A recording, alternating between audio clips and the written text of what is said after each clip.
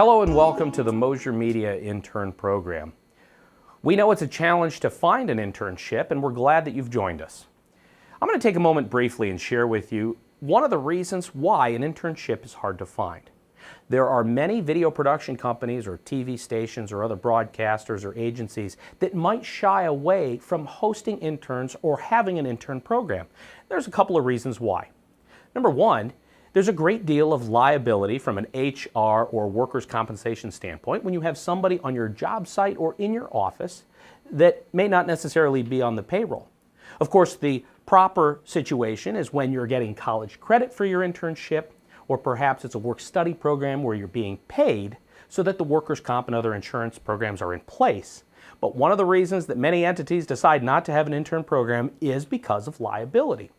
The other issue is some in the creative field like their crew, and they have a chemistry with their camera people and their editors and their director of photography and their grip, and they want their team to be there. And when someone new comes onto the set, sometimes folks in the creative field might feel a little bit of discomfort or uncertainty.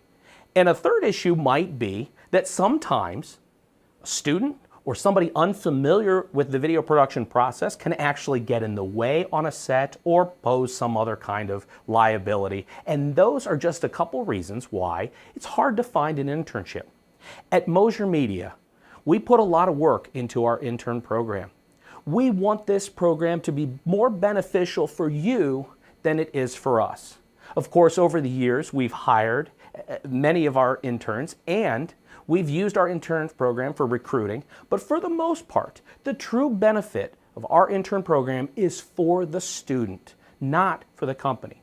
And the real benefit is that you learn in a real-world environment, and the rules are, or should be, that a person interning is there to learn, there to shadow, not necessarily to take the place of a paid position like a gaffer or a grip or a lighting person or a camera operator. The real role of a student intern should be to shadow, to learn, and to come away from the experience with more knowledge and more experience than when they started. This is all very important. So we're glad you joined us. And right now I'm going to cover just a few basics in terms of how to be a good intern, how to be a successful intern. And these basics I'm going to cover will work whether you're interning for Mosher Media or for any other video production company that might offer an intern program. Let's start with number one. The number one rule: you must be on time. If the idea is to build your name and reputation in the business, you must be on time every time. Your reputation must be that you are reliable, and your reputation also must be that you don't call off. If you're going to be there, I hate to say this, but at the beginning of your career and in the creative field, sick days are tough. Certainly we all get sick. It happens. But the reality is when you're at the beginning of your career and you're building your reputation, you have to be on time, and as hard as it is, you have to show up sick. Rule number two: be attentive when you're on the job site. Put away the smartphone. Think about what your body language says when you're on a set, when you've landed the internship, when you're now part of the crew, and you take a moment for whatever reason and step to the side and look at your cell phone. Body language like looking at a cell phone can tell people around you, whether you intend it or not, that you're bored, that you're disinterested, that there's some place that you'd rather be.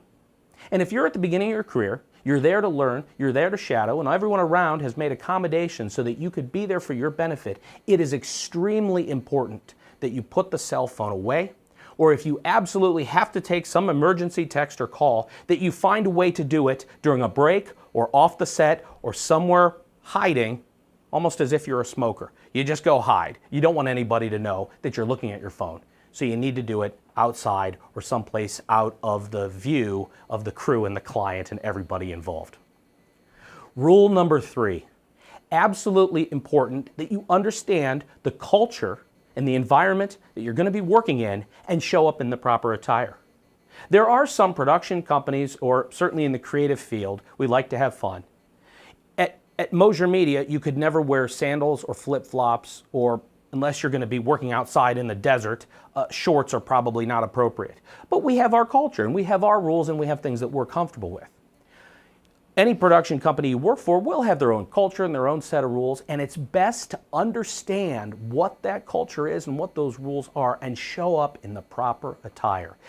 Also a good idea to have additional clothes with you. What if you show up in jeans, which in a lot of cases, as a grip or as an assistant or a PA, whatever, jeans would be acceptable. But in some cases, khakis might be a better idea, and a dress shirt, you never know. So sometimes it's a good idea to have an extra set of clothes with you. Rule number 4, and this is a tough one, because it reminds us of when we were a child, and the rule was, as children, depending on how you grew up, I suppose, speak when spoken to.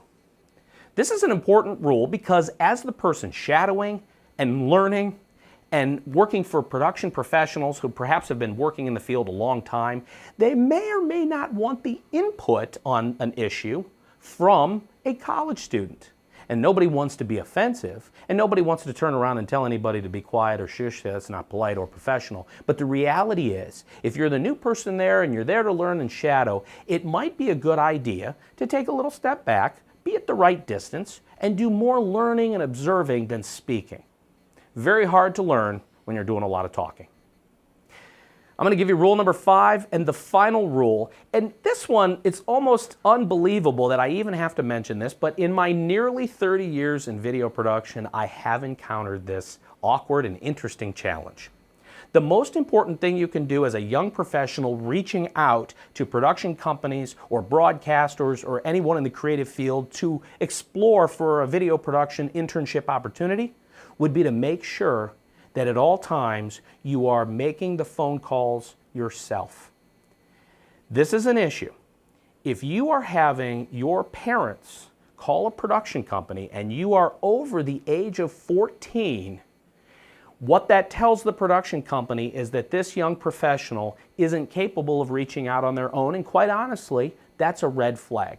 And over the years, I've taken calls from parents who are calling on behalf of their college-age students. So maybe this lecture is more for parents than students, but if you're building your name and your reputation and you want to get into the business, make sure that you're writing that email yourself, make sure that you're making the call yourself, and reassure your parents that you got this and you don't need to have mom make a phone call for you. This is absolutely essential. Welcome to Mosher Media, or if you're just watching this on YouTube and you're about to embark on an internship with another production company or a TV station or an agency or someone in the creative field, good luck.